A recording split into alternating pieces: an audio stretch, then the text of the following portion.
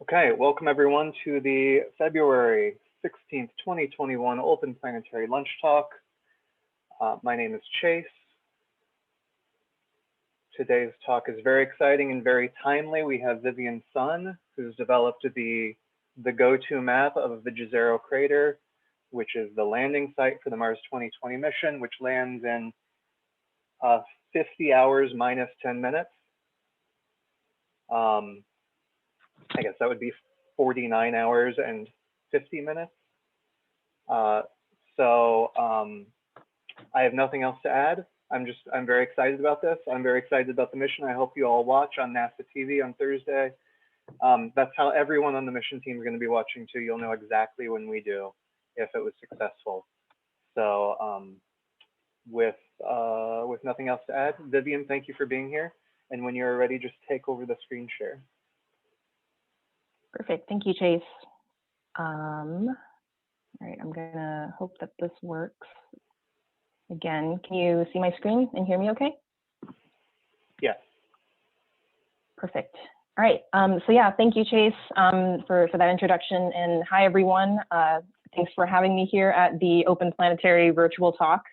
For those of you who don't know me, my name is Vivian Sun, and I'm a scientist and systems engineer at the Jet Propulsion Laboratory, where I work on the Mars 2020 mission.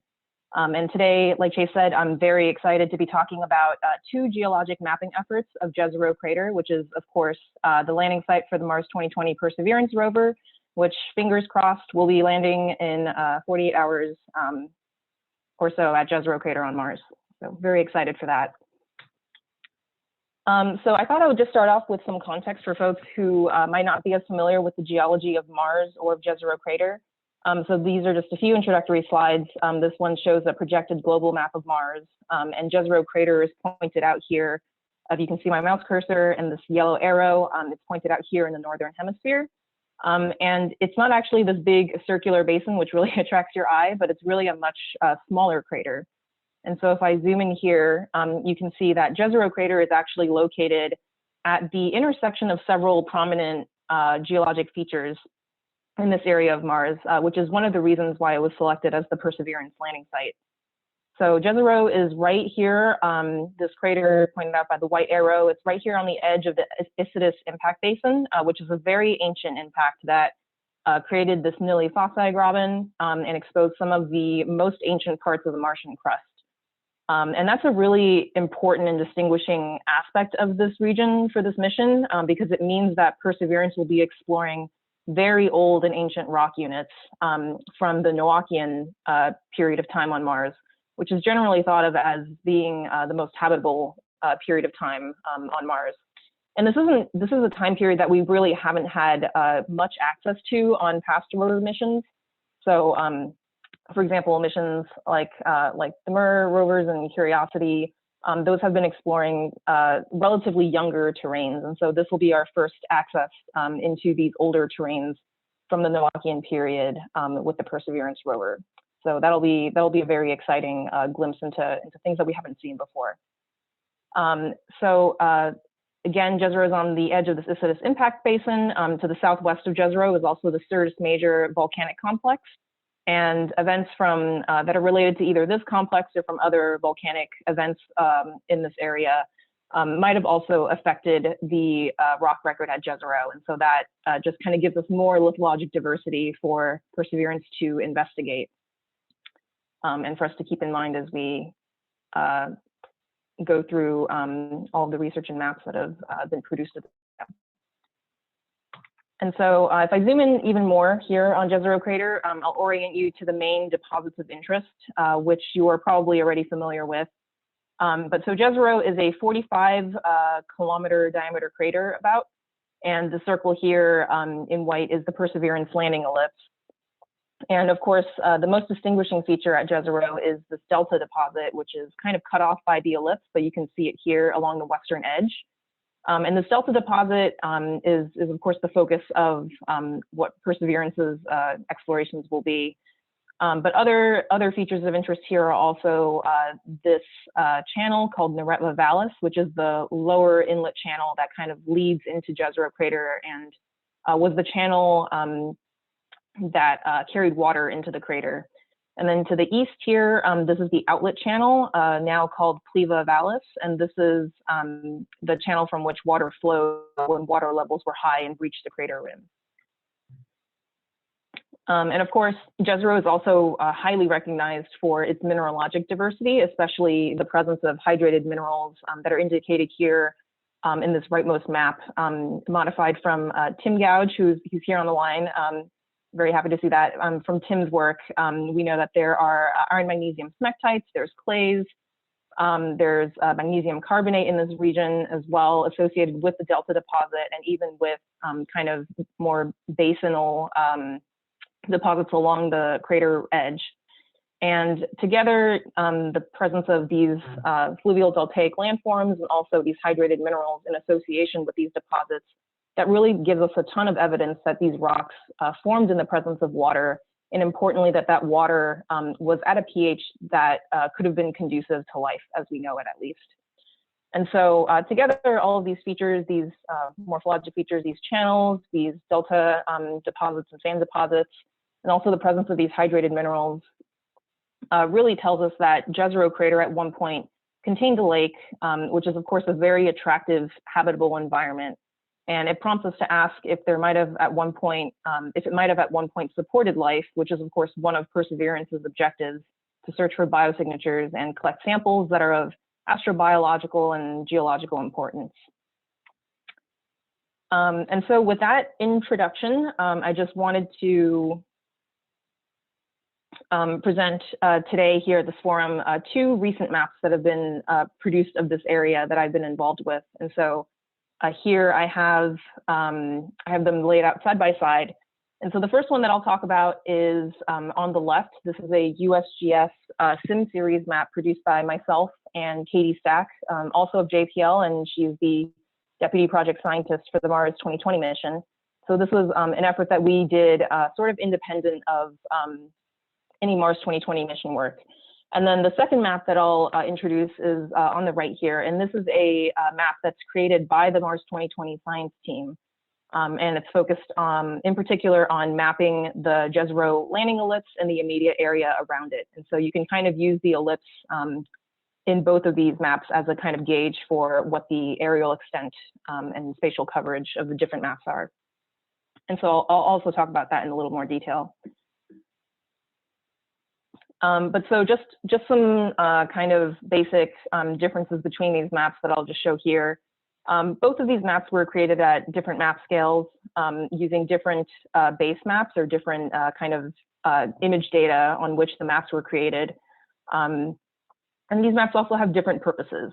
So in kind of a nutshell, the Sun and Stack USGS SIM map was primarily conceived as a way to kind of compare the different geologic units across Jezero crater and the Nili Planum region, which is right outside of Jezero. In contrast, the Mars 2020 science team that's described in the Stack et al. Paper in Space Science Reviews, the purpose of this map was really with more of a focus towards rover operations and science planning for the mission, to basically produce a map that will help us in the formation of rover testable hypotheses and to guide our identification of locations to visit with the rover and what we'd be doing with the rover. So in a nutshell, that's kind of the difference between these two maps. And of course, before I go into details on either map, I would be remiss to not mention just the immense amount of work that's already been done in this region. And this region in general, as I mentioned, has garnered a lot of interest in the community for the quality of outcrop exposures that are present, and also for the many lines of clear evidence that there used to be past water in this area in the form of these channels and hydrated minerals. I know we also have Jim Head and Caleb Bassett on the line as well, and I apologize in advance for not listing literally the dozens of works that have really been done in this region and that have kind of culminated in the selection of this area of Jezero being the landing site for the Perseverance rover. So apologies again that I wasn't able to include all of those in here, but just wanted to recognize that there has been a ton of research and studies in this area that have really built on one another and given us probably the most, I think the most information that we've had prior to a landed rover operations mission. So we have very good understanding of this region from the orbital perspective, I think, given the immense amount of work that has already gone into this area. So there has been a lot of work done in this region, as I mentioned. There's also been a lot of geologic mapping done, and here I've just decided to, for the sake of brevity, just pointing out two maps that were immediately relevant to the maps that I'll talk about today. So prior to the two maps that we recently produced, there were two papers that specifically mapped the geology of Jezero and the Nili Planum region outside of Jezero at very high resolution. So one of them is here on the left. This is the Gouge et al. 2015 paper, a key, very often shown map of Jezero crater and its watershed, which is the majority of this image that you can see here. And so the purpose of that map primarily, and of course Tim could speak to this much better than I could, but the purpose here was to kind of assess the differences and similarities in mineralogy, both inside and outside the crater, and try to understand the source to sink scenario that led to the deposits in Jezero crater. On the right, this is a map by Bramble et al. From 2017, also very, also a seminal paper. And this was a map of the Nili Planum region just outside of Jezero. And the purpose here was to establish the geologic context within this region, identify the mineralogic correlations with a lot of the regional units that occur outside of Jezero and that provide context for the deposits inside Jezero. And so to give a little bit of context, this Bramble map on the right here kind of fits in just south of where this Gouge et al. Map is. So again, these two works were just two of many of many studies of this region of Mars, and all of this interest in work and work in this area really culminated in both locations being proposed as landing site candidates for both the MSL mission and also for the Mars 2020 mission. And of course, now we know that it was decided that the Perseverance rover will be landing at Jezero crater, but will also aim to eventually drive out of Jezero into the Nili Planum regions, the Nili Planum terrains outside. And so kind of with that context, what motivated us to create a new map was the fact that there wasn't quite a single map over both of these regions at a consistent map scale that correlated the units at both of these locations. And doing that, doing that kind of correlation between the two regions was important not only because both were landing site candidates at the time when we conceived this project, but it's also important because if you're aiming to explore both regions with the rover, you want to, have a consistent correlation between the units inside and outside the crater for the rover to have a framework to compare against. And it's also just fundamentally kind of scientifically important to have a map that kind of spans both regions, just to understand better how these rocks could have actually formed. So for example, a lithology that occurs inside the crater, you might think might have formed in a different way than if you believe that lithology to be a more regional unit that occurs both inside and outside the crater. And so those are kind of the motivations going into the Sun in the Stack map that was recently published as the USGS Sim Series map. And so here I've just outlined on the left here in red is the map area that we cover. It is a 1 by 1 degree region covering both Jezero crater and Nili Planum. Of course, again, at the time of the conception for this project, we were covering kind of the extent of the landing ellipse candidates that were being discussed at the time. And then in the white, dotted white, I don't know if you can see, but these are the outlines of the Gouge et al. And Bramble et al. Maps, just to kind of show where the overlap was, and to point out that this region that's kind of immediately outside of Jezero, maybe if I circle here, it'll be more apparent. But this region immediately outside of Jezero is actually not entirely covered in any previous map. And so that was also another key objective of our map, was to fill in that area, especially because this is the region where if Perseverance is going to explore after Jezero, this is the area where it would likely go. So again, I think I've covered the motivation for this map, of course, to provide support for future in situ missions like Mars 2020, as well as any other orbital studies. As part of this work, we also determined and confirmed from previous studies, of course, the history of geologic and aqueous processes, providing some different hypotheses for various observations. And of course, a primary, I think, distinguishing motivation behind this map was to do that correlation of units and processes between Jezero crater and Nili Planum.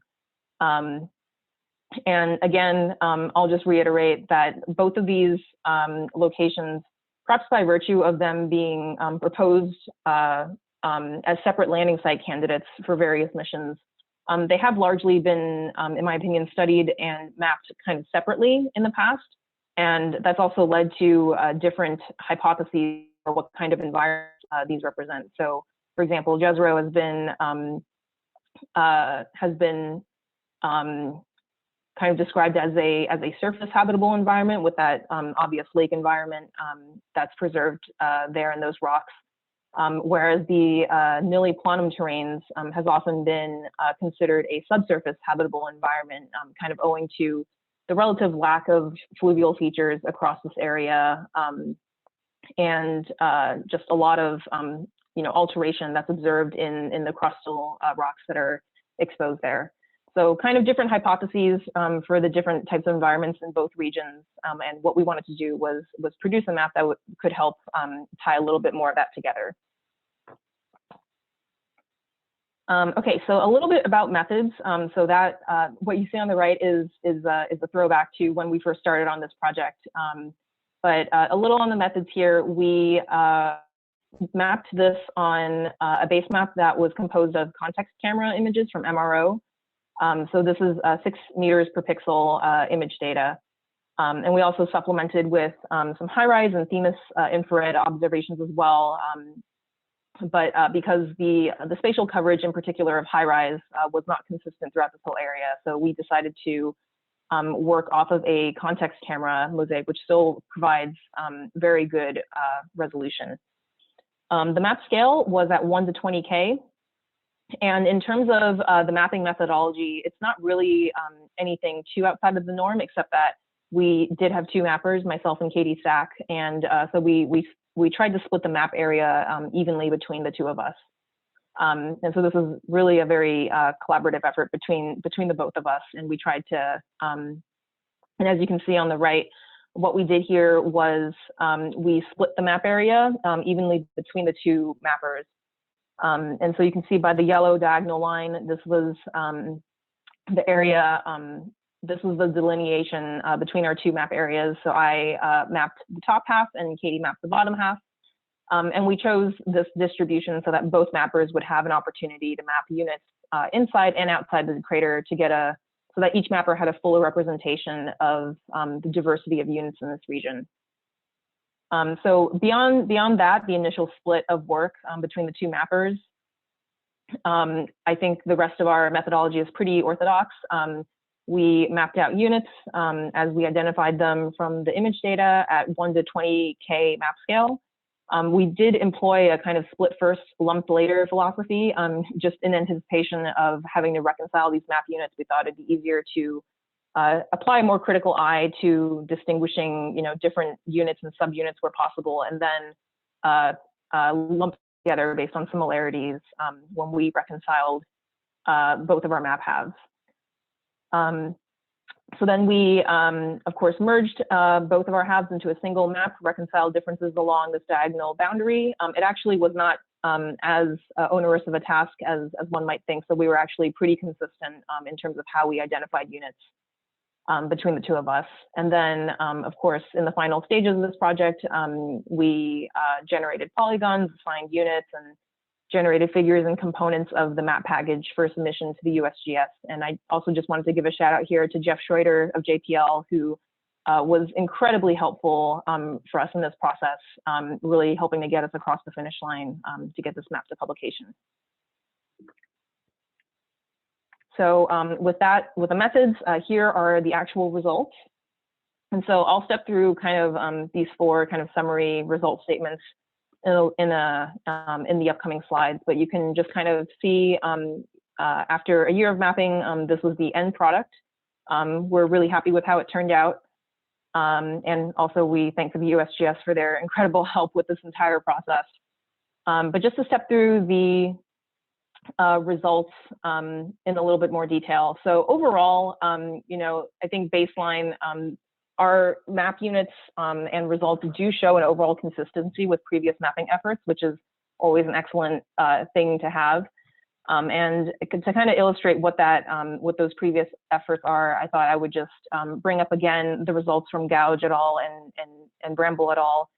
Just to show kind of the different units in here at a more simplistic scale rather than going through the map in detail. And so I thought these were some really great figures kind of summarizing the regional stratigraphy here. So both in Nili Planum and in Jezero crater, you know, the most basal unit of the stratigraphy is this Noachian basement unit, which is here in blue on the left and here in gray on the right. And this is a very old unit that contains iron magnesium clays, among other minerals. And it's kind of the bottommost unit of this entire region. And then above that, we have the deposition of this regional olivine carbonate bearing unit.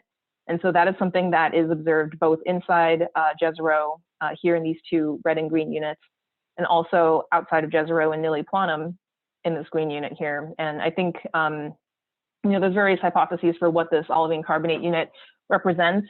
We do try to do justice to the previous studies that have been done and describe those in our map. But I think generally a lot of, I think much of the consensus is that this is a regional unit that occurs both inside and outside of Jezero.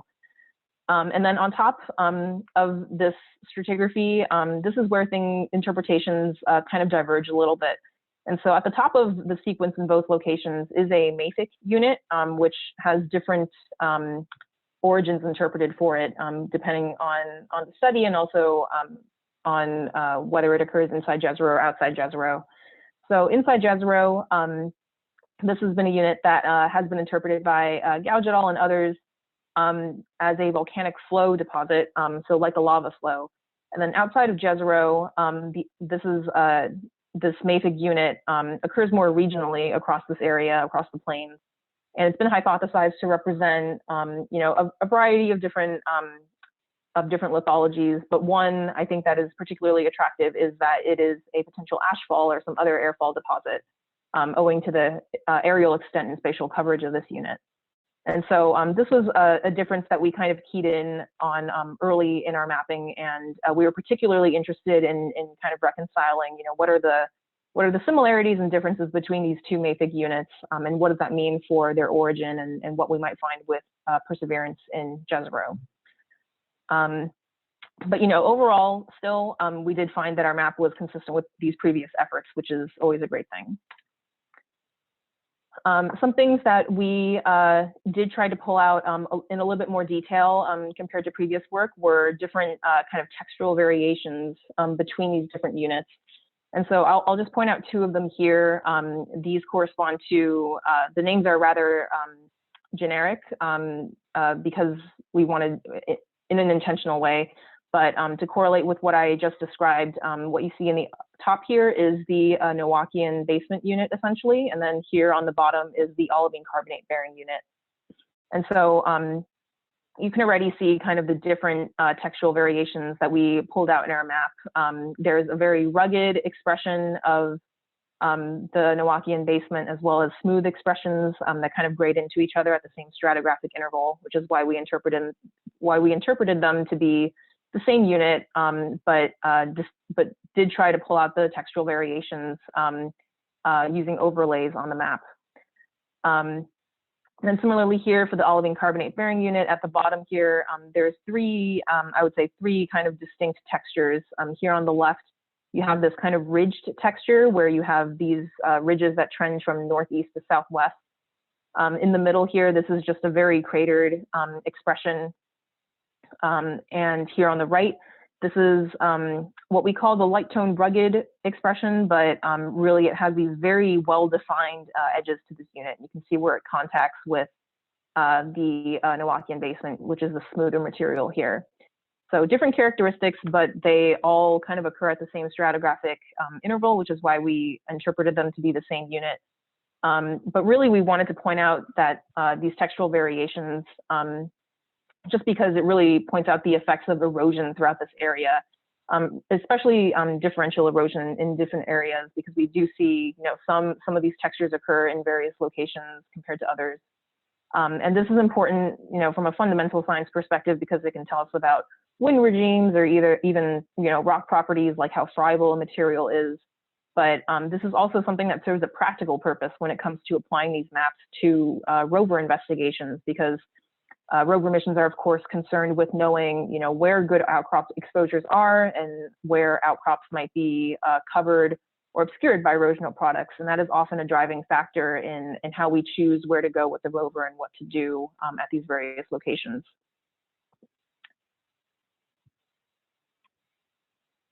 All right, and then moving on to kind of more scientific interpretations, I think, that are somewhat of a departure from previous work.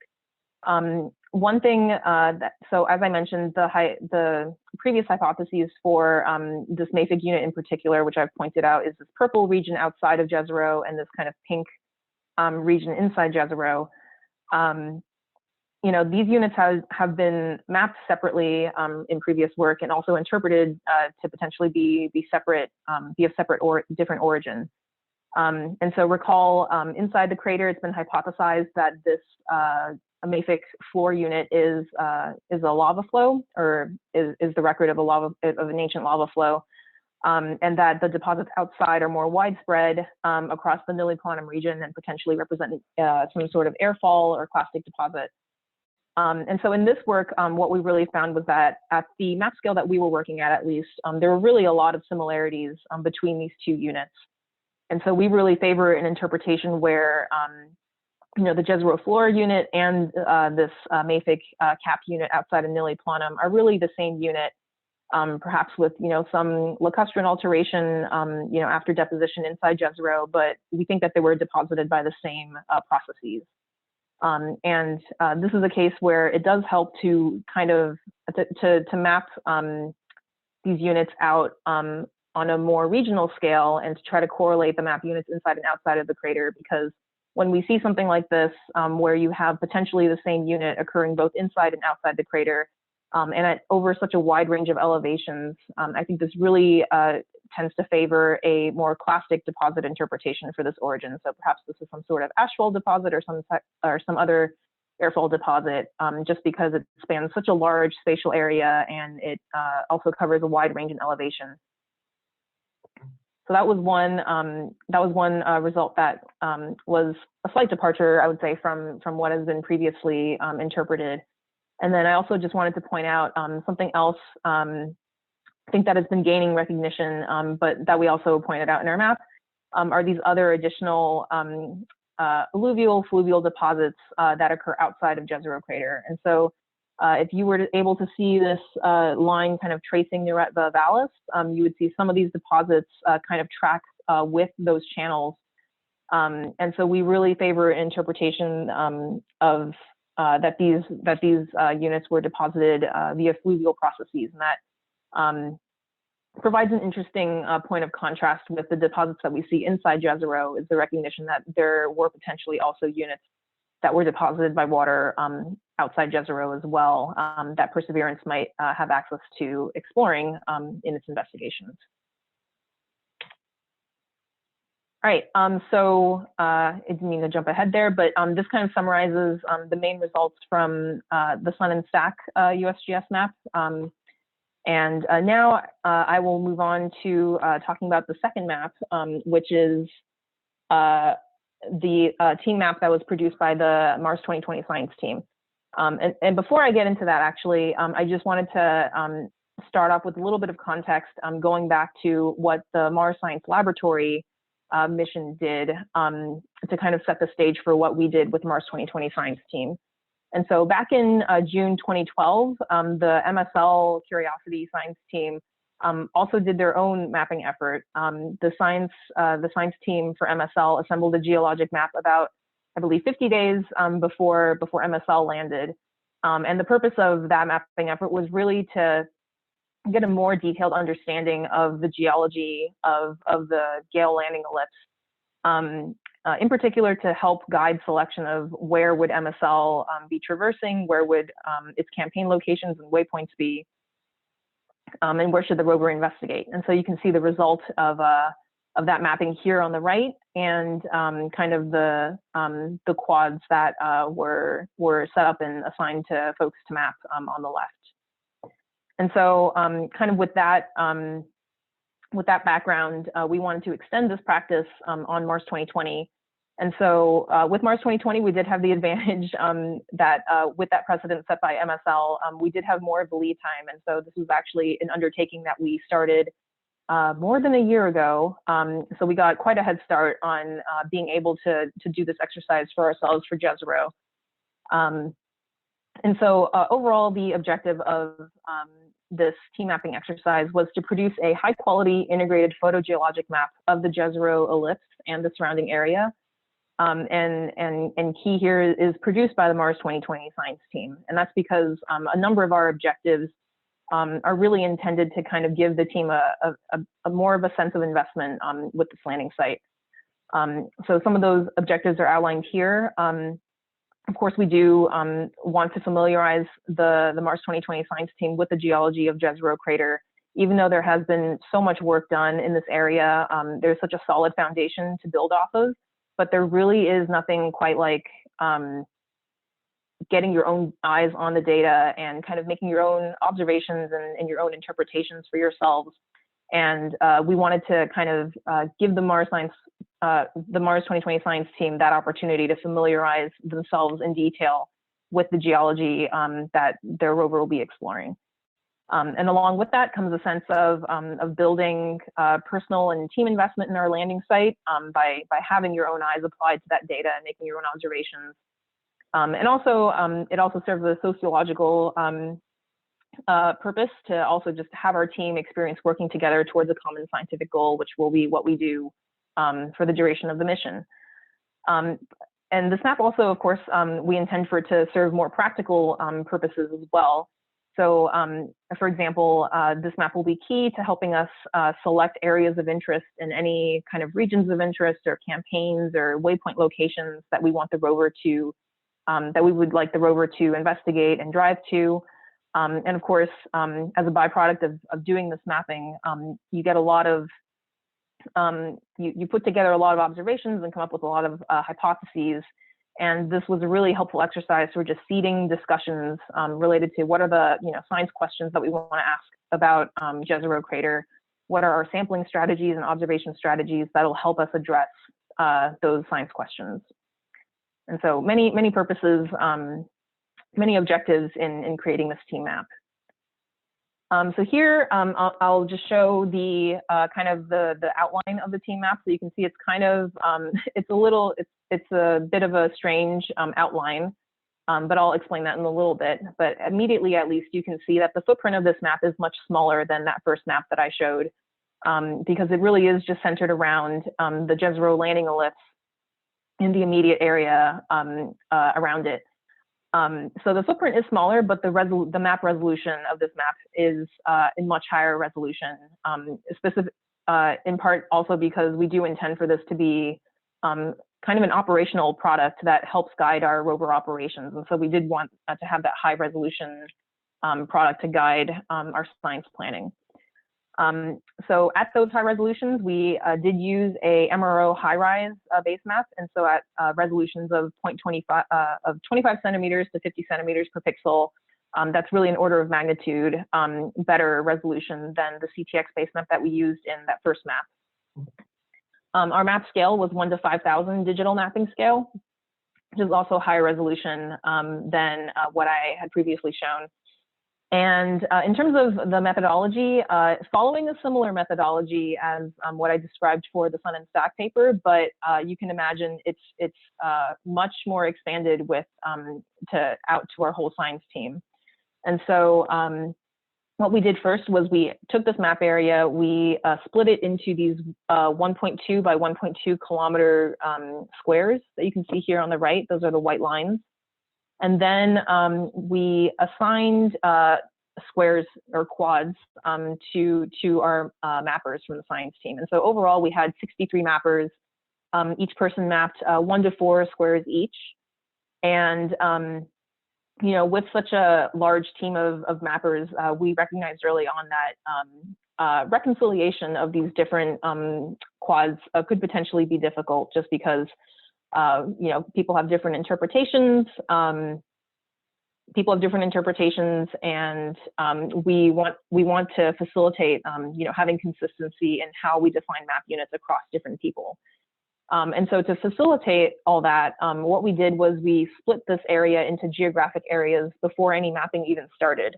And so that's what the color coding here on the right is. You can see, you know, we divided up squares that were predominantly on the crater floor, squares that were on the delta, along the margin of Jezero, et cetera. And so we did that split early on. We kind of grouped people into these geographic area groups. And then still prior to mapping, we asked that that the mappers for each of these areas come into agreement on what the units would be in their area. So they kind of did a cursory, you know, assessment of just what do the rocks look like in this area, and then what are the likely units that we will be mapping. And so we kind of had that understanding, you know, set and decided before any of the pencil to paper mapping actually happened. And then, of course, with all that pre-work, after everyone did their individual mapping, we underwent the same exercise of reconciling the different map units and especially reconciling the boundaries between these quads.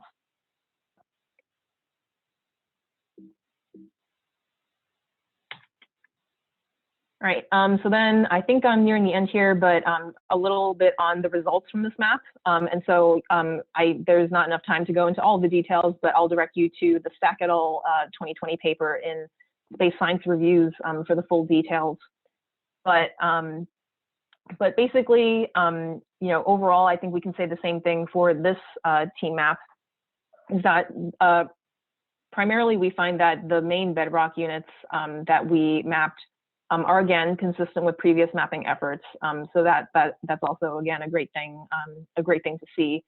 Something that we did do by virtue of being at higher map scale and looking at the data in higher resolution was we were able to identify 5 distinct units comprising the Jezero Delta. And so this will be something that will really be key in our planning processes because different units as part of this delta occur in different locations. And so depending on where we land, you know, not everything that we mapped as distinct units for this delta are going to be accessible or practical to visit. And so that was something that we recognized as a result of this mapping effort early on. And of course, another key result from this paper was that we achieved a better understanding of the distribution of mantle and aeolian cover throughout the Perseverance field area. And so in this map, this is actually represented more as these kind of hatched patterns. And so you can see a lot of that going on the crater floor with these darker brown hatched tones, also elsewhere in some of the other units. And our team also mapped out kind of where we see aeolian bed forms like dunes and other types of superficial cover. And so that's actually something that I think is incredibly important, especially when you're applying these maps to a rover investigation.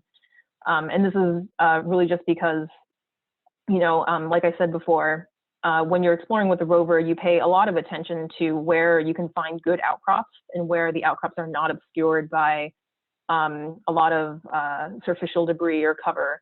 And so for our team to recognize that there is a lot of superficial cover across this area really helped us understand that, we'll have to really pay attention to that when we're deciding where to visit with the rover, where are the best exposures of outcrop, and that really that really plays a much larger role in guiding where we choose to drive with the rover, I think, than one might think. And then I think this is my last slide, but just a second slide of kind of some of the results from the Sack et al. Paper. So another outcome of this team map was that we considered 4 different end member scenarios for how all of these map units correlate together. And so again, I think we recognize that with orbital data, there's only so much that you can know for sure just by looking at the orbital data, which is why it's key to send landed missions and rover investigations to get that higher resolution of observation. But what we can do with the orbital data is kind of establish the different, formation scenarios and depositional scenarios that could be envisioned based on the orbital observations that we have. And so we were able to outline 4 end member scenarios that I won't go into, detail on here, but just to show you that there is a diversity of different depositional scenarios that you could construct based on the orbital data. And this is just a really great sounding board for kind of bouncing off rover observations when we get those. And it really provides a framework for interpreting our observations from the rover, and we can test, is one of these scenarios looking to be more likely than the other based on what we can see from the rover. And with that, I think I will just leave up these 2 maps again, and I'll conclude here. So thank you everyone for listening, and I'd be happy to take any questions.